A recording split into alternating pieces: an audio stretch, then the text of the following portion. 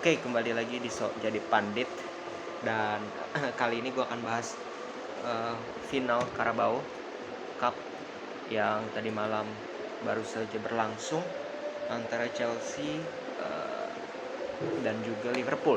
Oke, kita tahu semua bahwa dua tim ini bisa dikatakan di awal musim juga banyak orang memprediksi bahwa dua tim ini adalah kompetitor juara dari eh, juara dari Liga Inggris bersama dengan City. Dan mereka kali ini ketemu di Carabao Cup, oke. Dan kalau kita lihat dari starting line up, ya kita lihat dari starting line up, praktis kedua tim menurunkan pemain-pemain terbaiknya ya. Lalu kita lihat dari Chelsea 3-4-3 Tuchel style dengan 3 pemain depan. Tidak ada Lukaku, hanya Havertz, Mount dan juga Pulisic. Di tengah Kovacic, Kante, sama dengan pertandingan lalu itu pada saat mereka mengalahkan Lille dan juga mereka menang tipis 1-0 kalau nggak salah di Liga. Mereka bermain dengan Kovacic dengan Kante dan juga Alonso, Aspi seperti biasa, Rudiger, Silva, Chalobah, Mendy, nggak ada perubahan lah. Liverpool pun demikian. Ya praktis gak ada perubahan. Luis Diaz, Mane, Salah tetap di depan. Tengah Naby Keita paling perubahan tidak Thiago. Tapi kan Naby Keita ini sering juga jadi starter ya. Nah, gue bisa katakan bahwa ini adalah salah satu contoh ya dari sedikit pertandingan musim ini yang begitu luar biasa menurut gue. Luar biasa dalam arti kedua tim ini benar-benar seimbang, sangat seru, pertandingan yang seru, berkualitas, saling menyerang ya, saling mendapatkan peluang emas, dan luar biasa pokoknya. Kalau lu sebagai fans netral, penonton netral, lihat pertandingan seperti ini sangat entertaining ya, dan membuat kalian tuh gak ngantuk menurut gua. Di babak pertama ini menurut gue ya, kita bahas babak per babak. Babak pertama ya cukup seimbang lah, tapi Chelsea ini kelihatan mereka lebih banyak mendapatkan ruang karena Liverpool ini kan nggak parkir bersama-sama mendapatkan ruang lah dua-duanya.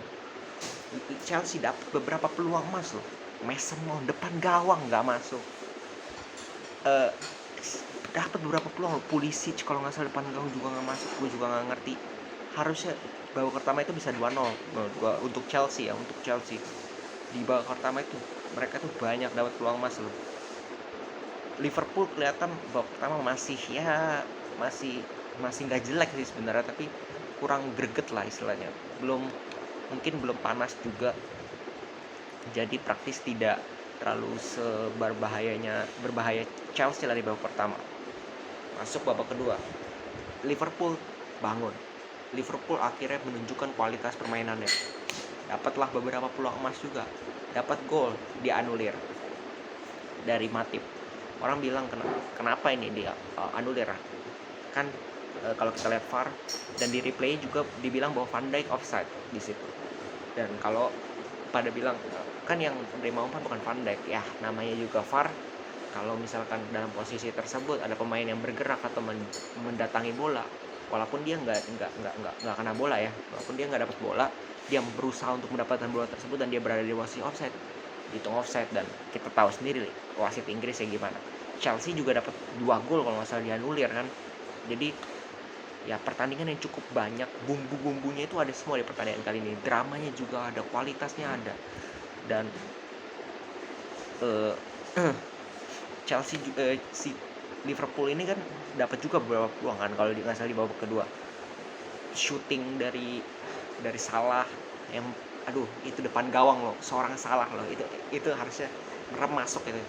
Dicongkel lah, melebar itu kalau nggak dibuang sama Thiago Silva juga melebar. Terus ada beberapa kali lah mereka mendapatkan peluang, dan kedua kiper juga bermain luar biasa.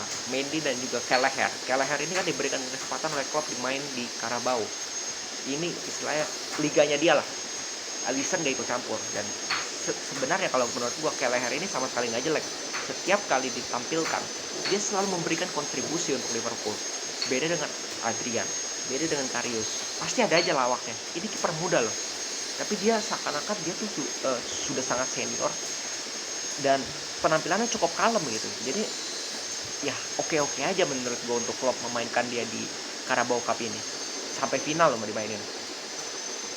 Terus ya pokoknya yang tadi gue bilang ya, bahwa pertandingan ini sangat seru sampai benar-benar imbang sampai 90 menit, gak cukup 120 menit pun gak cukup, akhirnya penalti. Ada penalti dimasukkan Kepa oleh Tuchel untuk spesialis penalti, karena kita tahu Chelsea di Super Cup, contoh di mana lagi tuh, di Club World Cup, di mana-mana lah, sering final cup si Kepa ini timnya adu penalti atau dapat penalti, dia selalu bisa menjadi pahlawan. Tapi pada pertandingan kali ini justru dia yang menjadi aktor antagonis untuk Chelsea sendiri, yaitu nendang penalti nggak masuk. But menurut gua kita juga nggak fair menyalahkan dia. 11 pemain dari Liverpool dan 10 pemain dari Chelsea sampai benar-benar sampai Kepa ya yang harus mengambil, itu semuanya sukses. Ini yang membuat pertandingan ini benar-benar begitu terlihat sangat berkualitas, sampai pemain-pemainnya pun menurut gue membuat kesalahan paling minor-minor sedikit, tapi tidak ada kesalahan yang luar besar gitu dari kedua tim. Benar-benar semuanya bermain stabil, bagus, dengan menunjukkan bahwa partai ini benar-benar sangat penting untuk mereka. Walaupun orang banyak bilang ini piala ciki atau piala yang nggak penting, tapi terbukti pemain itu fighting spirit. Pemain itu ingin memenangkan pertandingan ini, ingin memenangkan kejuaraan ini dengan bermain sangat ngotot. Fighting spiritnya luar biasa. Dan kita lihat, kalau dari statistik lo bisa lihat akurasi passing itu rendah loh. Chelsea cuma 76%, Liverpool 79%. Tapi kalau nonton pertandingannya benar-benar seru, benar-benar tidak kelihatan bahwa mereka nih sering salah passing ya. Dalam arti karena tensinya cepat, banyak trupas, artinya ya harus ada resiko yang diambil. Kalau lu passing ke depan dibandingkan lu passing ke belakang atau ke tengah, akurasinya pasti akan jauh lebih rendah daripada lu cuma bolak-balik muter-muter. Jadi menurut gua luar biasa, match yang luar biasa. Walaupun tidak ada gol, tapi kita sangat terhibur sebagai penonton netral. Dan ya kalau lu lihat penalti, kenapa orang banyak bilang Kepa dibully lah Kepa. Menurut gue kita nggak bisa nyalain Kepa juga ya, karena Kepa baru masukin menit 120 loh. Benar-benar dia disiapkan untuk adu penalti doang. Dia belum nendang bola, disuruh langsung melawan Chelsea di final, dia langsung bermain. Dan terbukti tidak ada satupun yang di save. Begitu juga dengan Kelehe. Cuman untuk Tuchel juga bilang di press conference-nya setelah itu, bahwa kalau mau salahin jangan salahkan Kepa, salahkan saya, karena saya membuat keputusan dan memang keputusan itu kadang-kadang gagal dan kadang-kadang berhasil. Kali ini gagal, but menurut gue it's okay. Lu sebagai pelatih lu harus punya yang namanya plan khusus, dan ini yang dilakukan Tuchel. Perjudian, selalu ada perjudian di setiap keputusan dari pelatih. Dan Tuchel kita bisa lihat mungkin kali ini dia gagal, tapi lu lihat kegagalannya itu persentasenya lebih besar daripada keberhasilannya, atau keberhasilannya lebih besar, terbukti lebih besar. Mereka sudah juara UCL, Super Cup, Club World Cup. Kemarin dia juara FA Community Shield ya kalau nggak salah. Mereka juga juara. Jadi keputusan Tuchel ini lebih banyak benernya kenyataannya. Jadi it's okay lah sesekali mereka dia gagal. Dan memang Liverpool pun menunjukkan penampilan yang luar biasa sampai extra time. Begitu juga dengan Chelsea. Cuman sialnya istilahnya nggak ada gol aja gitu. Ya segala hal untuk mencetak gol dari kedua tim ini sudah ada. Cuman masalahnya nggak bisa cetak gol aja. Finishingnya lagi pada drop aja gitu. Tapi secara kualitas permainan it's really good match. Ini seperti ya kita kalau lihat ini kayak final Champions League ya, padahal cuma Carabao. But kalau lu dua tim berkualitas ketemu dengan pelatih yang berkualitas, lu bisa intensitas tinggi, mentalitas ditambah dengan strategi, semuanya campur aduk lah, luar biasa. Terus kita ke La Liga sedikit. Barcelona menang 4-0 lawan Athletic Bilbao. Ini menjadi match ke-10 di mana mereka tidak terkalahkan di semua liga, di semua liga ya, di semua kompetisi. Dan dari 3 pertandingan terakhir di La Liga mereka mencetak 4 gol. Dari 3 pertandingan terakhir 4 gol. Lawan Napoli 4-1, lawan lawan Napoli 4-2, lawan Napoli 4-1, lawan Atletico 4-2, lawan Valencia juga berapa tuh? 4-1 maybe. Kali ini 4-0. Jadi ya kita lihat semua pemain Barcelona saat ini sedang dalam mentalitas yang bagus ya. Setelah mereka menjalani awal musim yang buruk sampai pertengahan, mereka perlahan-lahan mentalitas sudah balik dan kualitas pemain kelihatan banget. Datang pemain baru, datang pemain yang fresh, membawa mentalitas yang baru, membawa semangat harapan yang baru untuk Barcelona. Dan ya kelihatan ya mental mereka sudah jauh lebih bagus di bawah Xavi dan juga beberapa pemain baru.